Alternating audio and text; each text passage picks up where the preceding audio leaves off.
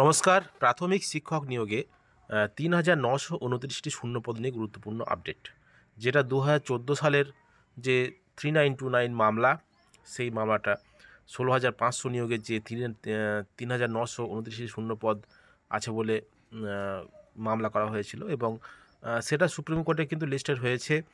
দেখতে পাচ্ছেন West Bengal board of primary education এবং ভার্সেস আলী হাসান মণ্ডল।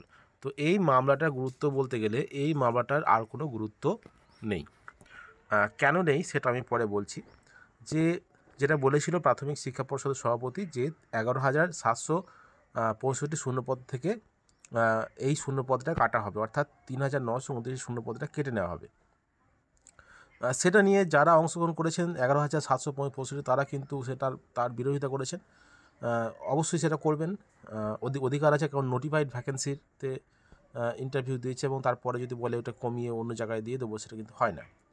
সে দিতে পারে, পর্ষদ অন্য জায়গা থেকে দিতে পারে, কিন্তু 11,765 ভ্যাকেন্সি থেকে কিন্তু কাটা যাবে না। এই জন্যই কিন্তু কেসটা করা হয়েছে, অন্য কোনো কারণ নেই।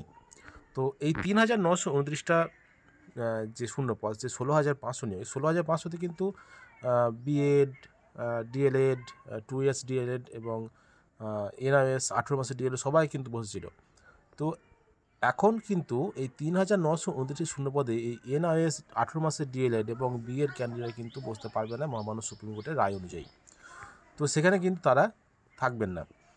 সেজন্য কিন্তু এই মামলাটা গুরুত্ব আস্তে আস্তে হারিয়ে যাচ্ছে। কিছু কিছু মানুষকে ভুল বুঝিয়ে এটা করা হচ্ছে। তো যাই হোক না কেন, 23শে জানুয়ারি 2024 কিন্তু এই মামলাটা লিস্টেড হয়েছে 33 নম্বর সিরিয়ালে। দেখতে পাচ্ছেন অনারেবল জাস্টিস অনিরুদ্ধ বোসের বেঞ্চে, আর অনারেবল জাস্টিস সঞ্জয় কুমার এই বেঞ্চে কিন্তু মামলাটি উঠবে 33 নম্বর সিরিয়ালে 23শে জানুয়ারি 2024। তো এই হলো বিষয়, যে 3,929টি শূন্যপদ কিন্তু কোনো রকমেই কাটা যাবে না। এটাই কিন্তু বিষয়, যে 3,929টি ভ্যাকেন্সি 11,765 ভ্যাকেন্সি থেকে কাটা যাবে না।